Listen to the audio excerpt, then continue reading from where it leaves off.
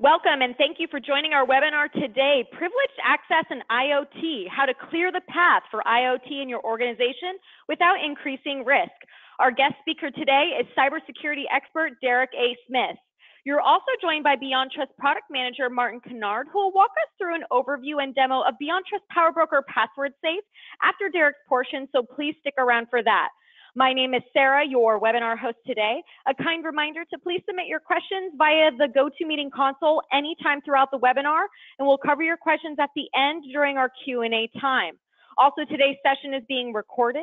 You'll receive a follow-up email containing links to the recording and the slides shown here today within 1 to 2 business days from now. The slides can also be immediately downloaded via the handout section in the GoToWebinar console. Additionally, we now offer CPE credits through ISACA, and if you're attending for CPE credits and have an ISACA account, you must download the attendance verification document in the handout section now in order to submit proof that you attended today's webinar. So at this point, let's hand it on over to Derek, who's going to jump on in. Welcome to the line, Mr. Derek Smith. Welcome excited to have you. Thank you. Excited to be back, everybody. Hi, everybody. Thank you for joining me today. I'm sorry, I have a little bit of allergies going on, so forgive me if you hear me cough or something. But today I want to get started in this. I want to talk about the Internet of Things. And this is exciting to me because this is where we're going. And with the Internet of Things, you know, this is the big thing now. So we need to look at it as security professionals as to how we're going to deal with securing the Internet of Things. And I'm going to give you some great ideas today about how you can do that. So with no further ado, let's go ahead and get started. And some of you may have been to some of my webinars before, but just in case, my name is Derek Smith again. I work for the federal government, by the way, in IT program management, managing some programs at IRS. But I'm also a professor. I've been a professor for about 27 years. I teach at the University of Maryland at a couple of different colleges and Virginia University of Science and Technology. I've written several books on cybersecurity or contributed to books on cybersecurity. And I often go on television talking about cybersecurity on different news programs when incidents occur. And of course, you know they occur pretty often. So that's me in a nutshell. But with no further ado, I want to go right into what we're going to talk about today. And that's how we're going to secure our Internet of Things when those things come up. So here's what I'm going to talk to you today about. I'm going to give you an overview of Internet of Things vulnerabilities and how they can impact your Internet of Things adoption within your organization. I'm going to teach you the privileged access management capabilities and how they can help you with Internet of Things. I'm going to explore how implementing the right security controls can help you with Internet of Things. I want you to determine and think about while we're doing this if your organization is fully prepared to secure connectivity at this level. And then I'm going to give you some best practices that you can take away from this webinar that's going to help you secure your Internet of Things. So let's go ahead and jump right in. First of all, Internet of Things. What's happening with it right now? Well, it's been around for a while, okay? Utility companies first introduced smart meters back in around 2000. And a lot of people had their first exposure to the Internet of Things at that time. And the purpose of those devices was simple. They wanted to provide a way for us to have a hands-off way to improve the monitoring and the collection, the use of the data for oversight and efficiency. We want to be able to see these things, see them from the internet, and be able to control various things. So what happened was that this approach helped us to solidify the groundwork for the idea of enabling digital connections among remote devices and remote business systems, with the internet serving as the go-between for those networks. And now we're doing this with SCADA and the Fitbit that a lot of you probably have on your arm and things like that, which I'll get into in a second. But today, the Internet of Things is basically really picking up steam right now, providing new value-added functionality through online devices ranging from your smartphones, your watches, even your refrigerator in your cars, and medical implants and industrial machinery, and a whole host of things are being hooked up through the Internet of Things.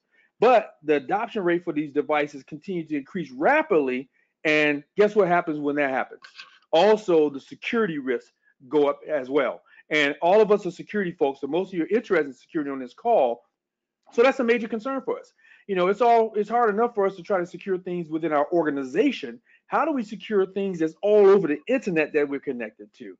So I had that question I asked you a few moments ago. Is your organization fully prepared to secure connectivity at this particular level? Now, for most of you all out there, the Internet of Things suggests connections to things like, again, your Nest cameras or your Amazon Echoes. I got like 7 of those at home, Fitbits and smart light bulbs and all that. But the Internet of Things, basically, uh, uh, the Internet of Things in your enterprise and in your industrial environments are growing as well. And so now we have to pay attention to that and the security concerns around that. So we have these botnets and more attacks happening from botnets being announced, and particularly as the Internet of Things moves between or beyond just consumer mainstream wearables like those Fitbits I mentioned, they're going to move into massive enterprise deployments.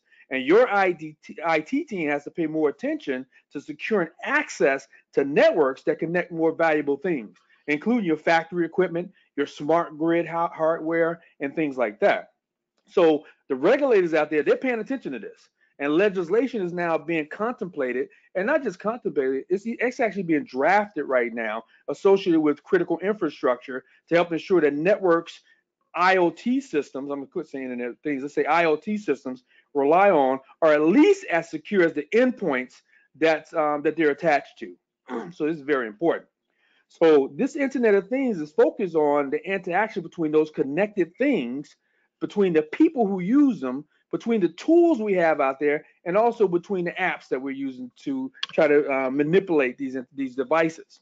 Gardner noted not too long ago that privileged access management is going to be a mainstay for us to ensure Internet of Things networks cannot be hacked into by unauthorized administrators.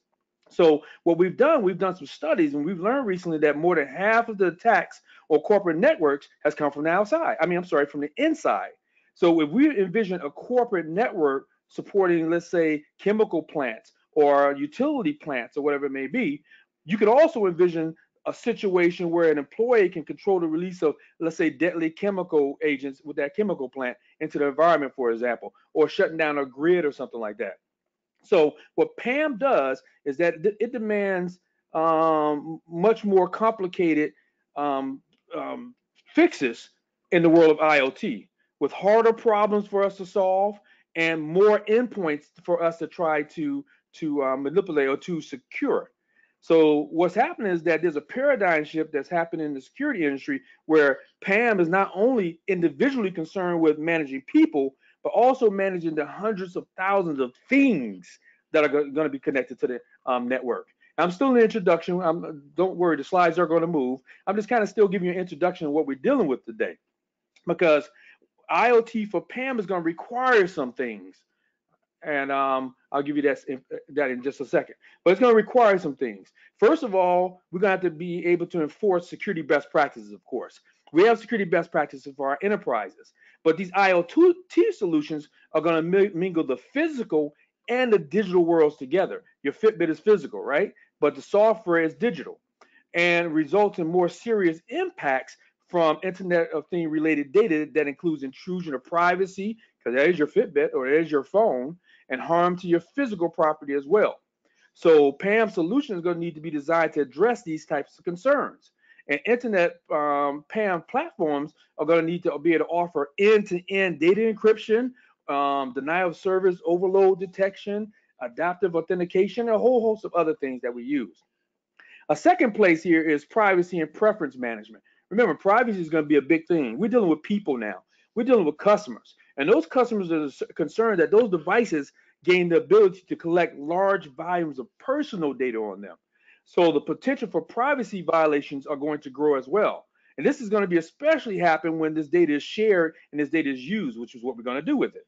That's part of the cloud, and that's part of the API nature of Internet of Things and Internet of Things technology. So your PAM solution is going to have to permit customers to kind of self-manage some preferences, like opting in or opting out of communications and granting product purchase, their approval when we're sharing and things like that. All right. So that's another place, privacy and preference management. Another area is going to be policy-based data governance. Internet of Things PAM is going to require some extreme governance capabilities to manage data access across all those things and all those applications and all those people and devices. So data access is going to, should be granted or denied as part of, as per the IP address. They all got to, everything out there is going to have its own identity. but we have to look at IP addresses, the industry or geographic constraints, time frames, customer consent, and all that. So PAM solutions that centralize governance policies and execute them across multiple channels is going to be what we need for the massive Internet of Things technology that we're going to have out there in the future. So I'm starting with this. PAM is going to be a vital to effective Internet of Things solutions, and it's going to become an integral part of each and every IoT solution that's out there. And PAM, again, is privileged access management. So before I dive in, I kind of went ahead with some of this stuff. What is the Internet of Things? And I think everybody knows, but I needed to start with a simple explanation. And simply put, that's the concept of basically connecting any device with an on and off switch to the internet or to each other. It could be to each other. And this includes everything, again, for your cell phones, your coffee makers, your washing machines, your headphones, and it goes on and on, wearable devices. It also applies to things like machines. For example, a jet engine of an airplane or the drill on an oil rig or something like that. So I mentioned before that if it has an on and off switch, then chances are it could be part of the Internet of Things. So the Gartner did a study, and they say by 2020, there'll be over 26 billion connected devices. And that's a lot of connections, okay? Some even estimate that might be over 100 billion by then. Now, the Internet of Things is a giant network of connected things, and those things also include people. So the relationship is going to be between people to people, people to things, and things to things. So we have to think about that. Now, the next thing we have here is that I'm sorry, this is more explanation here, but we got to look at things like what is going to be required. And the reality is that the Internet of Things is going to allow for virtually endless opportunities and endless connections to take place. And a lot of those we can't even think of right now or fully understand what the impact is going to be. It's going to, as we mature and grow, we're going to see more and more of it. But it's not hard for us to see how and why the Internet of Things is such a hot topic today. It opens the door to a lot of opportunities, but guess what? It also opens the door to a lot of challenges. We have a lot of things that we got to be cognizant of and deal with. So there's a lot of challenges that come with this too.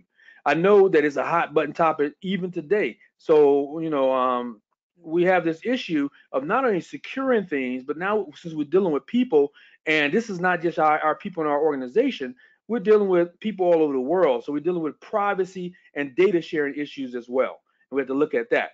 Another issue that many companies specifically are going to be faced with is the massive amounts of data that these devices are going to produce.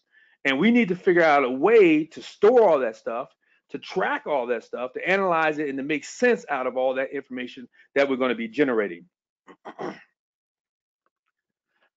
Now, the number of these Internet of Things devices, I told you before, is looking at growing from 15 billion grew from 15 billion in 2015 to about 200 billion or 100 billion, whatever number it's going to be by 2020. But this was based on projections by Intel Corporation. They think it's going to be more than that. Okay. Anyway, going into those numbers, it's going to be a lot. But not all. While not all these Internet of Things devices have an actual password, they need an authentication method. Okay, they're likely to store a key or a password within the configuration that's going to connect it to the network. So that's an entryway into problems for us. Okay, that's how that's how people are going to figure out what it is that they have, what it is that they're dealing with. Now I want to talk about something. ICS and control. Well, let me just finish with this slide that we have here. So it says here, a study of C-level employee executives funded by IBM and ARM found that a majority of, or 73% of executives said the Internet of Things has had at least some impact on their business. Well, 1 in 5 said it has had a major impact. And Verizon reported that today the Internet of Things is not confined within an organization's typical control boundary. These devices exist virtually everywhere, are available anytime, and on a variety of platforms. So how do we deal with that particular situation? All right. So I want to talk about some of the threats that we might run into. So these devices connected through the internet pose, of course, a significant risk for us, to our enterprises, to the government, and things like that. In fact, analysts from Forrester, as you see here, predicts a large-scale IoT security breach is going to occur sometime in the near future.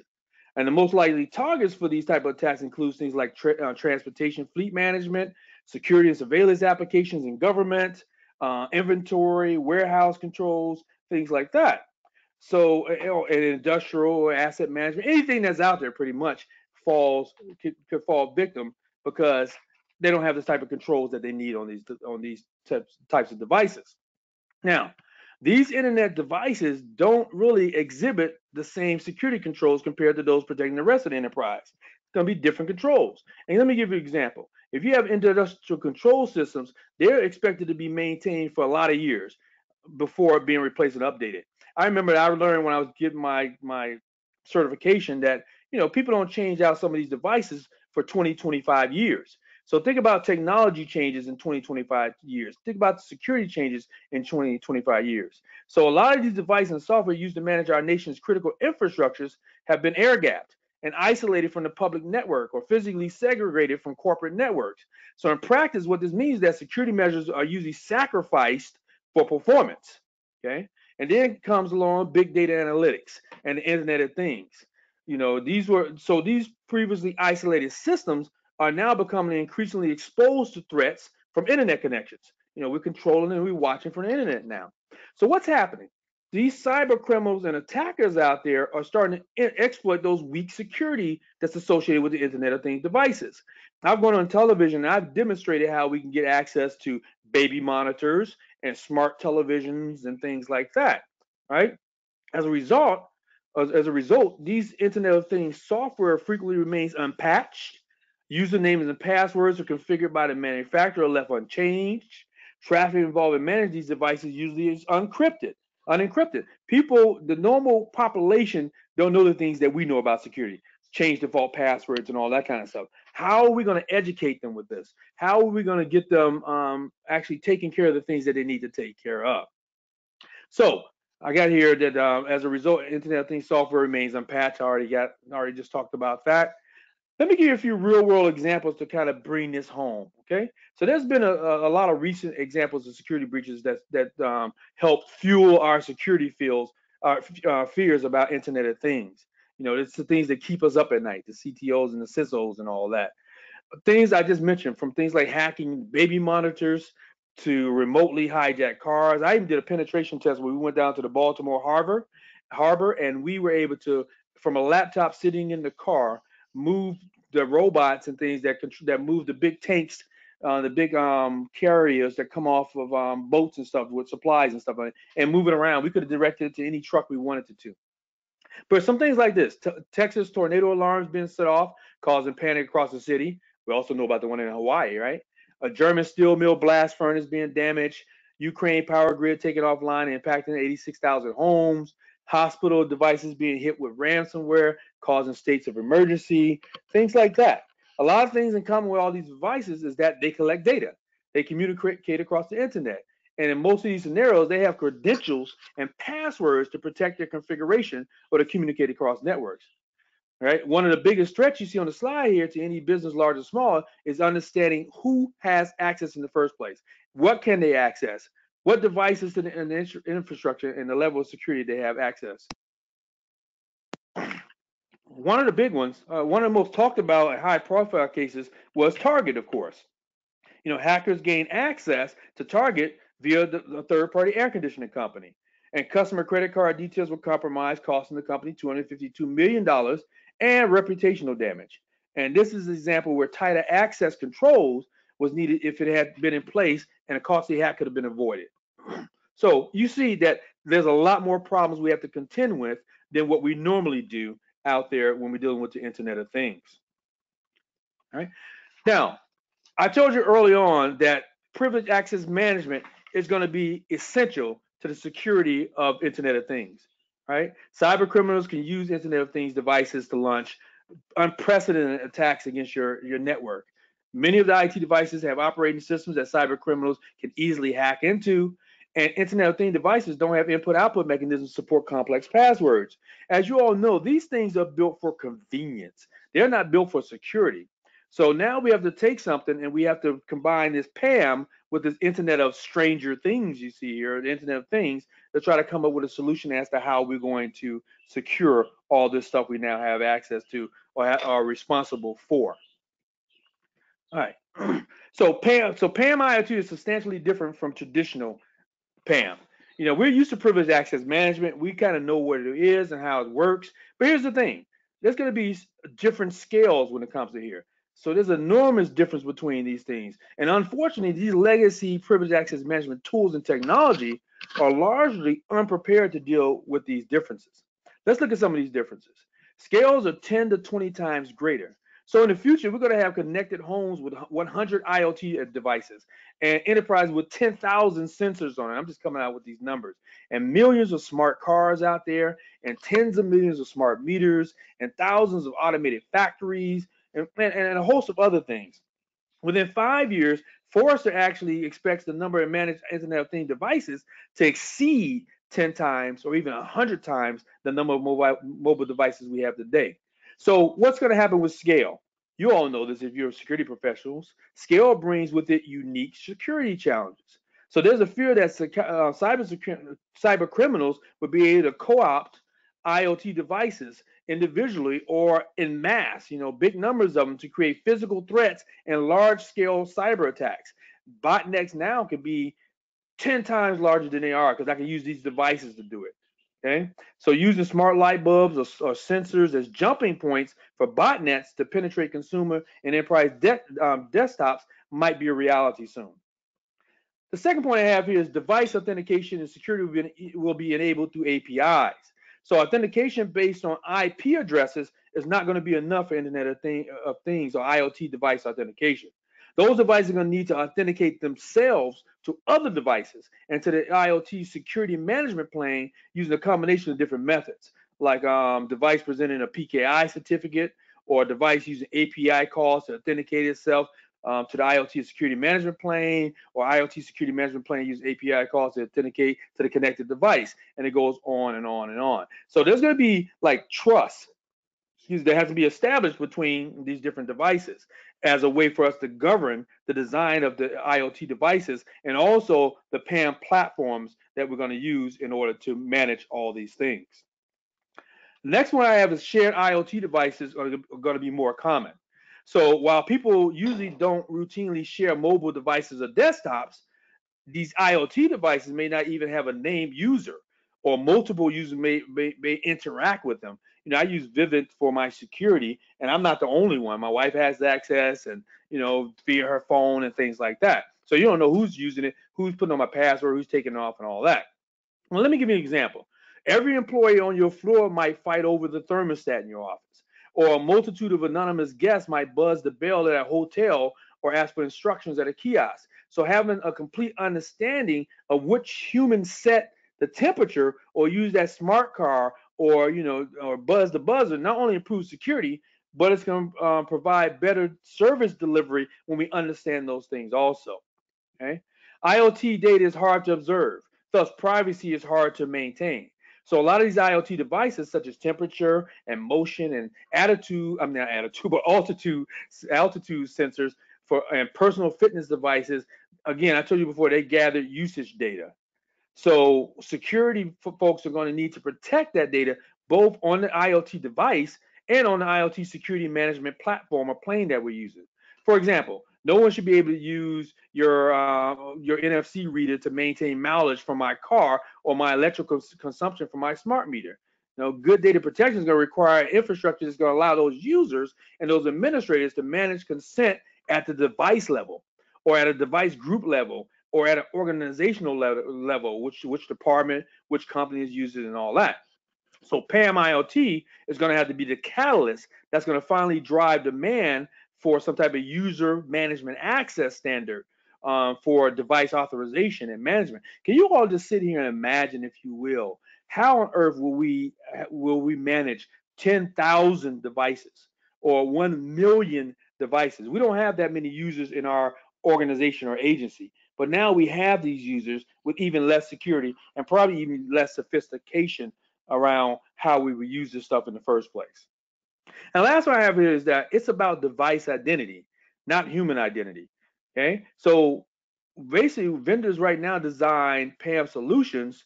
Many of them do at the enterprise and at the customer-facing level to manage human identities. Which human with what password sign in to do what thing. So using these tools, security pros are going to be able to manage users and their fine-grained entitlements within applications into data. However, new PAM Internet of Things use cases such as linking devices, data privacy on devices, headless device authentication are areas where current general purpose PAM tools are falling short because of the scale and the increased organizational complexity of these Internet of things that we bring in. So guess what? Vendors like Beyond Trust and other vendors have to design access management tools or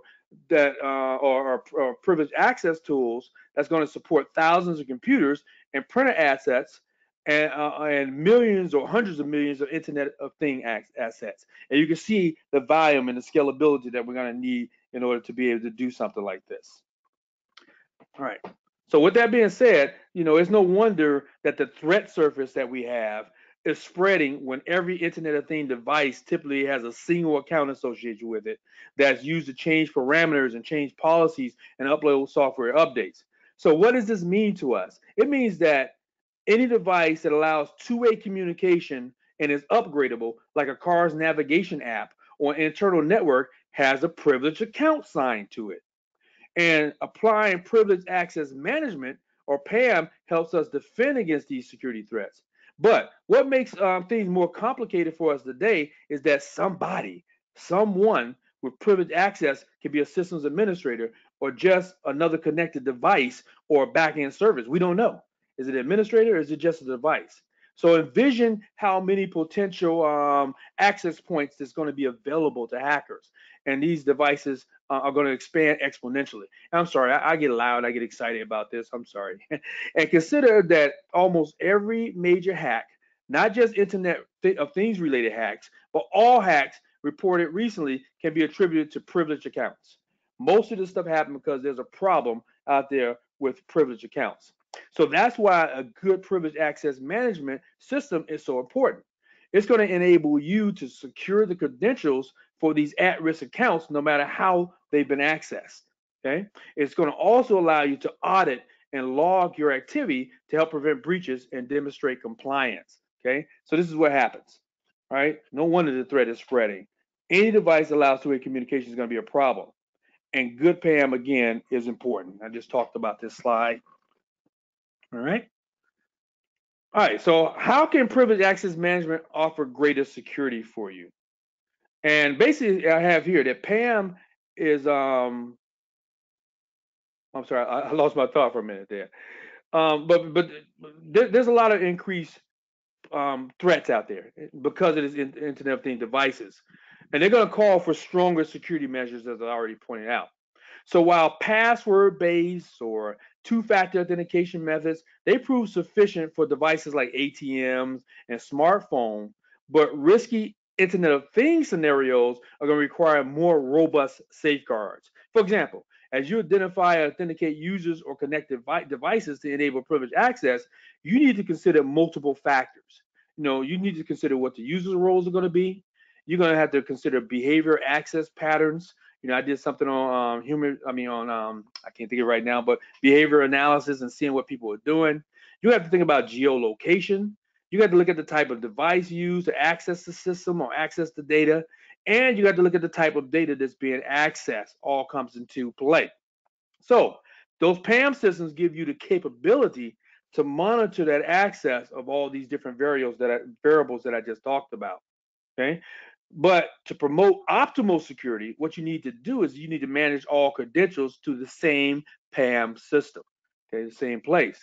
So this approach is going to provide a centralized point of authentication for you, and it's going to be especially effective in helping prevent exposure and risk to privileged accounts and shared administrative credentials. IoT is growing, okay, it's getting bigger, and as I said on the slide, had an order of magnitude. So any privileged access measures you implement to secure your infrastructure is going to have to keep up with that growth. It's going to have to keep up with that scalability. So specifically, what they need to do, they need to provide for identity management or password management or access management capabilities that can scale to accommodate that anticipated surge in connected devices and the related access made to our critical apps and our critical systems. So you need, I shouldn't say you need, but you're going to feel the impact of this demand as you continue to roll out the new kinds of apps and the new kind of software updates that's part of the growing application that we have out there, and it's going to be essential to effectively leveraging Internet of Things. So meanwhile, what's going to be happening? The explosion that we're going to see in connectivity is going to lead to a larger and larger network of devices that creates a target-rich environment for all those hackers that's out there. So having a strong analytics engine that can rapidly monitor and detect the anomalies that it's seeing in those device access and usage patterns is going to help us prevent links between our enterprise and the IoT ecosystem and keep it from being compromised. And ultimately, isn't that what we're here for? That's our job, to make sure that these things are not compromised. This is kind of what it's going to look like. Secure your IoT privilege. I say credentials in a privileged access management vault.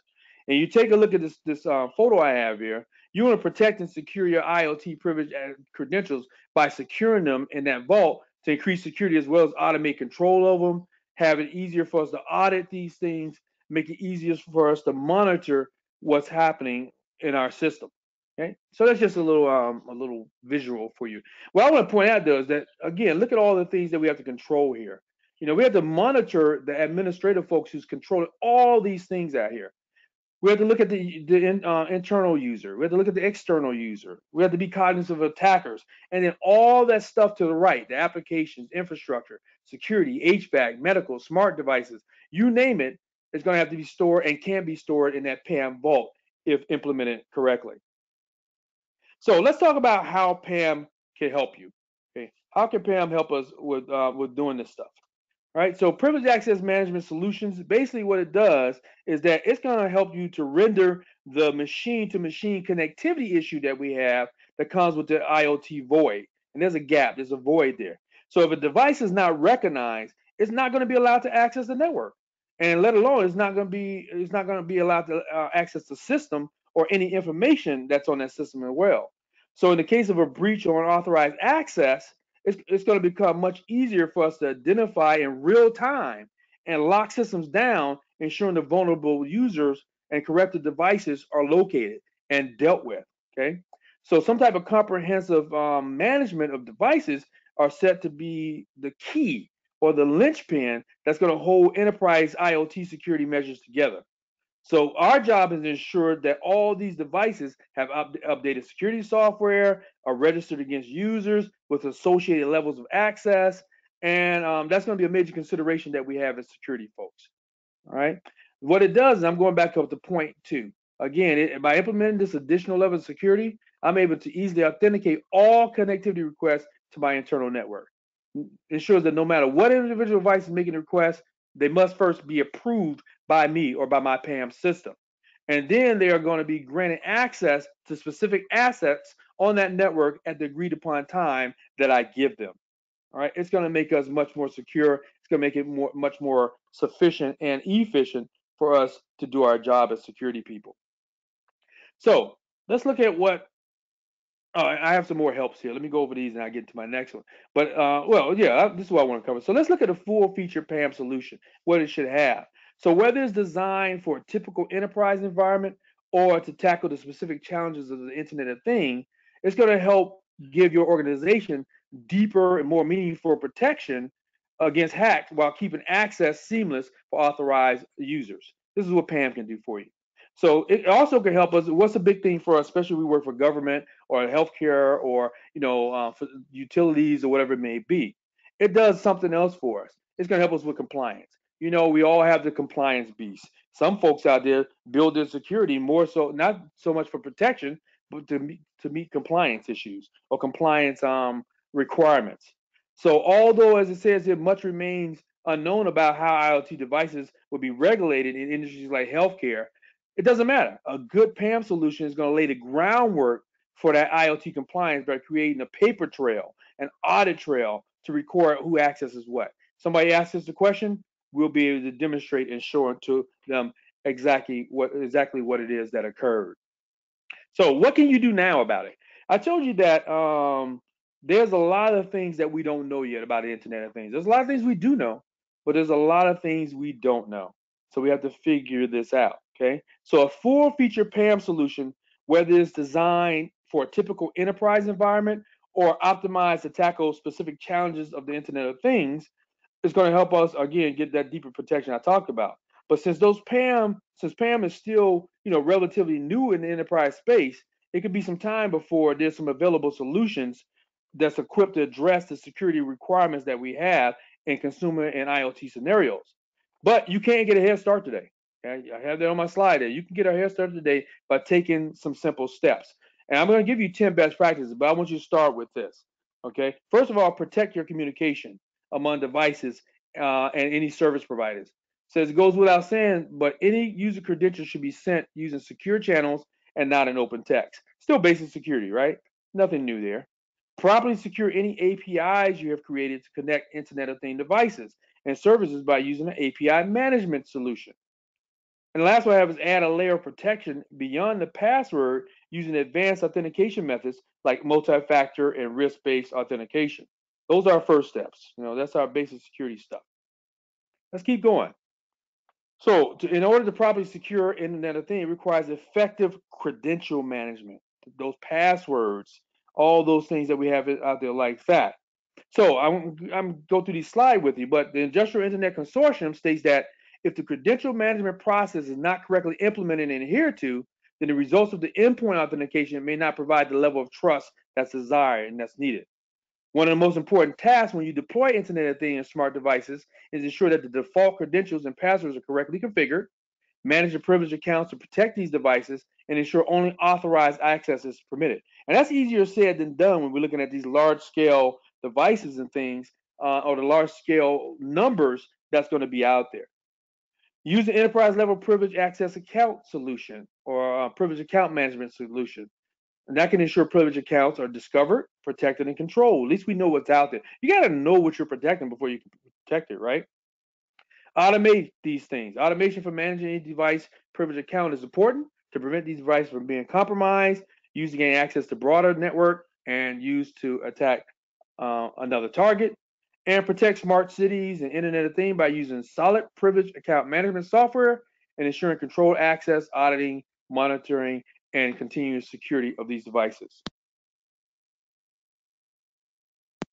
Sorry, I had to cough there. So now I'm going to give you the 10 best practices for managing your Internet of Things privileged accounts. And I got them in front of you, so there's no rocket science here, but I want to go through each one of these for you and maybe talk about them a little bit as we go through them. Number one is perform an extensive audit to identify who has access to IT admin credentials. It's your job. Well, let me start with this. In your organization right now, isn't it your job to know who's accessing your devices, why they're accessing your devices and network, and what they're doing with them? Let me ask you this: how are you going to do that with the Internet of Things? How are you going to do that with that that large number of devices? Because our job is to ensure that access is only given to necessary people and necessary applications. It says use multi-factor authentication for all administrative access, including domain administrative access. Who's going to be for your Fitbit, for your car, your smart car, your smart TV? Who's the system? Who's the administrator? How do you manage that? Number two is keep credentials up to date. Set up alerts when an admin changes the password so that we would know. Again, these are general smart security things to do. Number three is continuously audit privileged account access and remove access when people change roles or devices or are deprovisioned. That sounds easy too, right? But how do you do that with things that are owned by consumers? Remember, consumers have the power, the control now to say I'm going to opt out or opt in. Let me ask you this: what if they opt out? And you still need to send updates, you still need to monitor, you still need to collect data. I don't have the answer for this, but what if they opt out? How do you update the devices? Can you update the devices? If they choose to opt out, does that mean that they're not going to get updates? You know, how people can hack into your refrigerator and now get into your home system. We're not talking about just enterprises. We're talking about homes. We're talking about consumers. We are talking about large scale facilities as well. Number four, keep credentials hidden. Is another recommendation we have for you. Number five, enable third-party access securely. Again, I talked about Target and how to use the air conditioning company. You know what? We know this is security, but you are only as strong as your weakest link. And so if your weakest link don't have security that equals yours, I'm responsible for that. Right now in the university, I'm teaching a class on cybersecurity law. And as you know, even if you have a third party, and let's look at Target. Target was a topic of discussion last Saturday, and with Target, even though a third party caused this thing to happen, who's ultimately responsible? It's Target. So if you're the person that's securing an organization, you have third parties accessing it. Ultimately, you have to answer for this. Ultimately, your money is going to be affected by this. Ultimately, your reputation is going to be affected by this. So it's your responsibility to make sure that things are being done in the right way. Number six is enforce random and long privilege passwords. We know the security around there. We want to change them often, as it says, change passwords regularly, and enforce one-time passwords and checkout if you can through PAM. But you all know I don't have to get much into this. The longer the password, the better it is. Now I do want to talk about the problem though. I see this now in our smaller environment at the IRS where I work, but also you're going to see it even more so in larger environments. If I enforce long privilege passwords, and I enforce them to change it often, how is that going to affect the consumer? You have to think about the consumer and what their thought process is. Do they want to change a password every 30 days, every 50 days, 15 days? Do they want to try to remember something that's 25, 30 characters long? See, we still have to balance security with usability, especially in more so since we deal with consumers and not just people within our organization. Another important thing, number seven, is that we want to record and monitor our privileged account sessions. Who's using it when, what are they doing with it, where are we going with this, okay? Number nine is ease of integration. Use a password vault, as I told you before, for application passwords. Don't hard code passwords into devices. Now the issue is getting consumers to understand this. They don't even know what the heck hard coding password into devices even mean. How do we have that balance? How do we work with these consumers? And the next one is remove and deprovision unused privileged accounts. If we're not using it, of course, we already know this, but take that thing off of there. Right? So those are my 10 best practices that I'm going to give you for managing those Internet of Things privilege accounts. Go to my next slide. So I have some key takeaways I want to give you as we leave this subject. Of course, I already talked about the scale of Internet of Things is going to increase the risk of a massive data breach or cyber attack. And I already told you that Forrester predicts that that's going to happen pretty soon. If it's not already happened, there might be something out there that some of you know of that I'm not aware of. But here are the key takeaways for you today. Identity is a key element of Internet of Things. The IoT comprises millions of devices, and each one of those has at least one administrator logon associated with it. So each of these privileged logons can create a potential for hackers to get into them. And to complicate matters, the identity associated with any one of these logins may refer to an actual human user, or it could just be a machine, one machine talking to another machine. Number two, and yes, I'm here to say this, PAM is going to be crucial to securing the Internet of Things. All right, again, the incredibly complex identity landscape of the Internet of Things could be navigated using a standard approach to security. We can still use some of the same security practices that we're used to. Therefore, specialized PAM technology is going to be vital to ensuring that all human and machine administrator accounts associated with IoT devices are secured and properly monitored. And the last takeaway, I got two for you, but the next takeaway is don't wait for PAM to mature. I told you early in this presentation that PAM is catching up. PAM is still trying to figure out how do we deal with the multiple devices that's out there. So in the IoT context, PAM technology still has a way to go before it's fully effective. But meanwhile, IoT is still exploding in size and complexity. It's not waiting for us. They're not saying let's not build something until PAM catches up with it. Therefore, in addition to adapting, not adapting, but adopting PAM, enterprises need to deploy relevant existing security technology that we have wherever we can deploy them. Like API security should be used to secure the interfaces to connect the Internet of Things devices that's out there. But the bottom line again is that PAM for IoT is essential to prevent breaches to your machines. So what do we look for in a PAM solution for IoT? I'm going to go and let my partner come on and give you the Beyond Trust approach. What does Beyond Trust offer for this? And here's Beyond Trust to the rescue.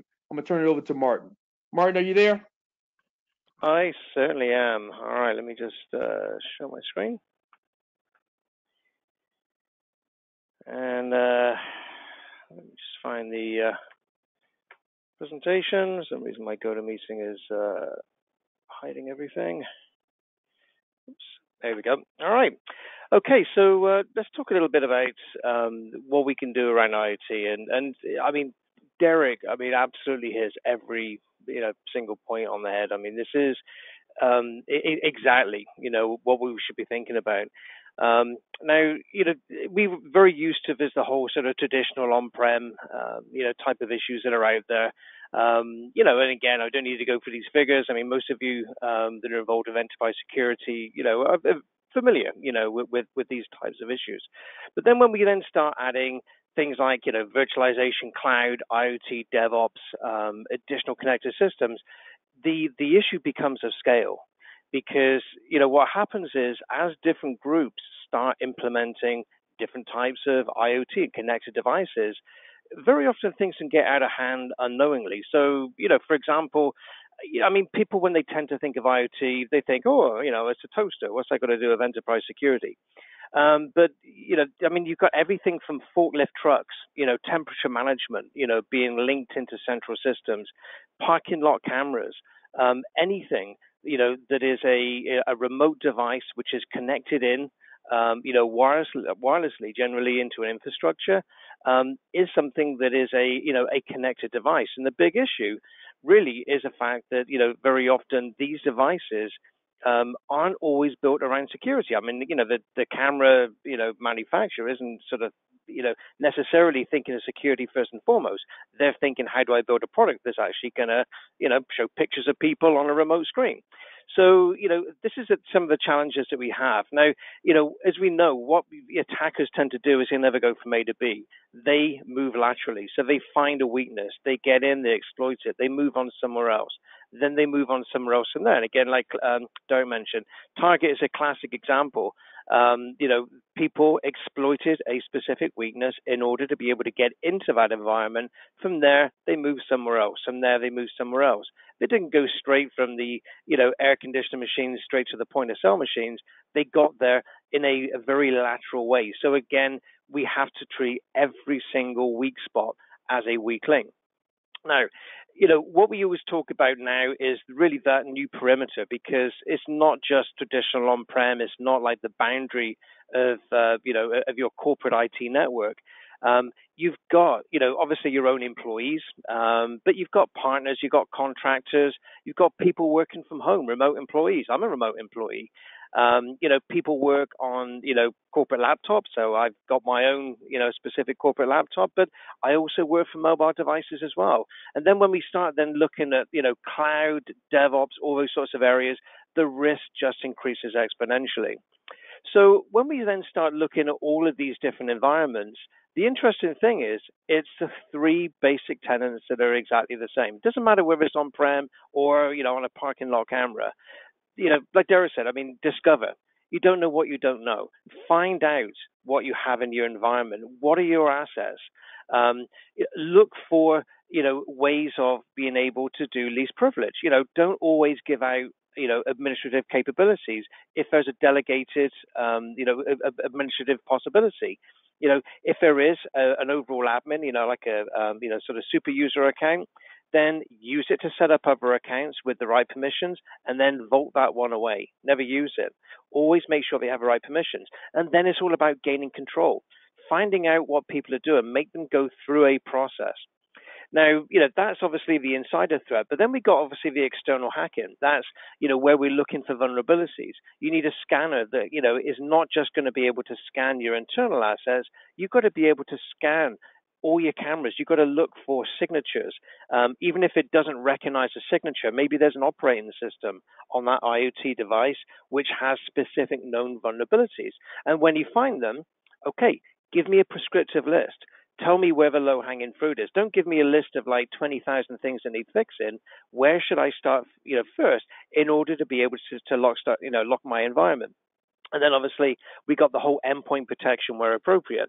Now, one of the new things within PAM security, is really sort of the whole sort of notion of having dynamic, the ability to be able to respond to threats. So in other words, if you see something anomalous, then dynamically adjust the security policy, adjust your firewalls automatically, to maybe limit what that user can do.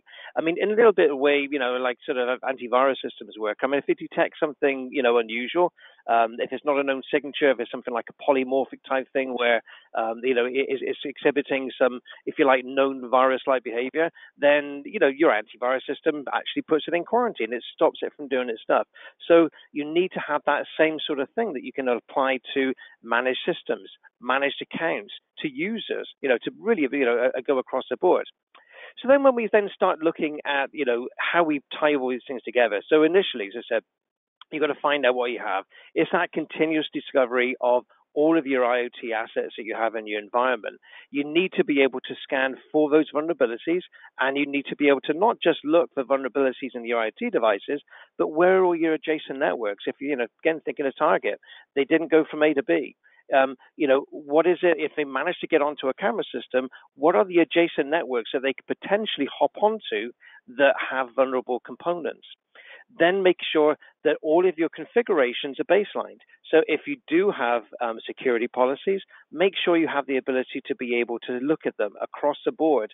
And again, look for the weak links, because that's what your attackers are going to do. They get all the time in the world. It's not necessarily saying, if you've got a big prize at the end, they're not going to be spending sort of 5 or 10 minutes and say, oh, I give up.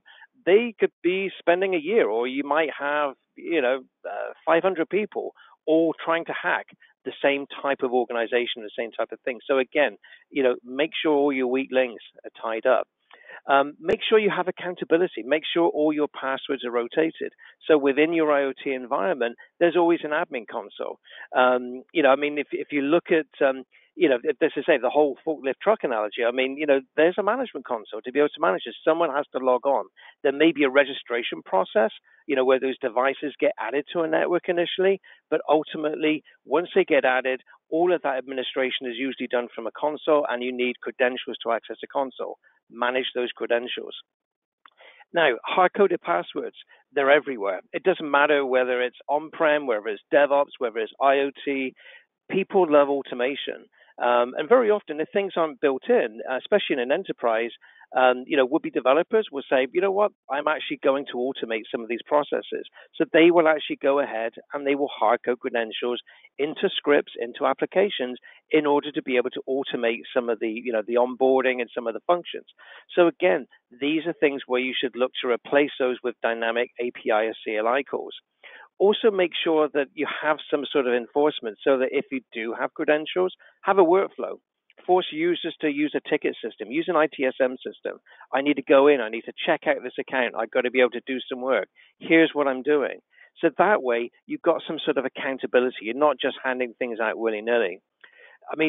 Network segmentation, I really sort of can't get into this enough. I was actually just reading a report the other day. It was actually saying 500 million enterprise IoT devices are actually vulnerable to DNS rebinding attacks.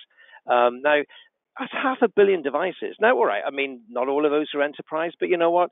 That is all around segmentation. If you're giving somebody direct access to the network where your IoT devices are, all of a sudden, if you do have a vulnerability, you're making it 100 or exponentially sort of times worse. So have some segmentation. Use session management like Bastion Host in order to be able to get onto those networks. So you've got a controlled way in and a way out. Restrict your privileges. Like I said, make sure you have least privilege and people are able to do exactly what they do. Now, where do we fit into all of this? Everywhere. So as you can see, everywhere from the vulnerability management side to scanning, all of yours, everything from bare metal right up to operating systems, containers, IoT devices, we can scan those. We can baseline them. We have the ability to be able to manage your accounts. With our password management solution, we can eliminate all of your hard-coded credentials. We can actually give you the ability to be able to work through Bastion Host or a segmented networkation, and also give you least privilege. So, this is really where we fit. We actually do everything soup to nuts. Now, again, I'm going to say that because I work for the company, but don't take my word for it. Ask your local analyst. I mean, we really have done a lot of work in order to be able to make sure that our solutions are also validated externally by trusted authorities. And so, absolutely, you'll see that we are rated top, with, again, major analysts that are out there. So with this, what I'm going to do is actually just give you a very quick, like a 1-minute demo, and then we'll pass it over to Q&A. One thing I actually just want to show you here, which was to Derek's point on, basically like the target thing, where you need to be able to isolate it down. If they were using a system such as this, so that your vendors come in at specific dates and times, you can control the policy of exactly when they can go in, and also, restrict them to a specific locations. That is absolutely critical. So that way, you know where they're going to come in. If they come in from a different host, they're not going to get access to the same credentials. Look for the ability to be able to do lateral movement, to be able to look for suspicious, activity, and then block it down. So again, the access policy really is where we shine with this. But also, it's also about actually being able to make it easy for your users. So, for example, again, if it's a Bastion host, I'm actually in this particular lab, I'm just launching SQL Server Management Studio. So you kind of get the idea. But, this could be a Bastion host that's launching a web browser. We're playing in a set of managed credentials. And ultimately, the user, you still have usability. The end user has got no idea the credentials to log on to that IoT management platform. And at the same time, you've also got network segmentation, because now they don't have direct access to that network. Plus, also, you're recording everything that actually happens within that session. So, some very, very critical aspects there. So, with that, what I want to do is pass it back over to Sarah for some Q&A. Awesome. Thank you so much, Martin. Okay, guys, let's jump into our last poll, and then I have a bunch of questions that I want to bring Derek back onto the line. But first, would you like to schedule a personalized one-on-one demo with a Beyond Trust PAM expert? If you select yes, then somebody will be in contact with you to schedule that demo and or deeper conversation about any of our PAM solutions, Power Broker Password Safe, or even our vulnerability management product. So I'm going to leave this up for just a moment. Derek, make sure you're off of mute and pop on back on the line. A couple questions for you. So Derek, some devices aren't online all the time, or they appear to be in low power mode when they are online. How did they stay safe? All right, I'm back on. I'm not on mute. Can you hear me? Hello? Yep. Okay, all right. So when you look at your devices that's hanging around online and that's in low power mode, they are still safe. And they're safe because of something called service-assisted communication patterns. And that's built into your IoT solution. So what they have is that this means that there are several filters that's in the device in which those messages have to pass through to get from, let's say, point A to point B. For example, you can continue to send messages to your offline devices, but they're going to be held until that device connects to receive them. It's just like getting an update. Once you put your laptop on the computer, it updates for you once you reconnect. So this means your message is going to be safely in an intended device held there, waiting for the device to power on and then authenticate itself. So it's still going to be covered. Yes, it's quiet now, but once you re-authenticate or once you sign on, it's going to authenticate. So you'll still be safe. Awesome. Okay, I'm going to close down this poll, you guys. Just time for one more question, then we need to wrap this up. So Derek, what happens to my IoT security when I want to scale my business? All right, so I talked a lot about scale. I'm going to do this quickly because it's 2 o'clock, but we talked a lot about scale as I was going through and all those devices out there. So as your business grows, so does your Internet of Things solution, and it's going to allow you to use unique identities. Remember I said you have to have identities for each device? You have to have unique identities, and you have to have shared keys that you're going to use to connect to those devices. And it's going to allow for you to have a wide range of devices that's going to interoperate with those things through those security communication paths I talked about. So last thing is, by infusing your security systems into the culture of your business that you already have, your IoT security is going to become part of the evolution of your business. We already have PAM, now it's going to become IoT PAM, and it's going to help you there. That's my answer. Thanks, Derek. Okay, guys, a reminder that you will be receiving an email with the recording and the slides shown here today. It will come from communications@beyondtrust.com, so look out for that email. Thank you guys so much, Derek and Martin. A lot to cram into 60 minutes. I appreciate you guys coming on and sharing all of your knowledge with the audience. We appreciate everybody who attended live today as well. Thank you so much for being here. We will see you at our next expert webinar. Take care, everybody, and have a wonderful rest of your day. Goodbye. Thank you. Bye-bye, everybody.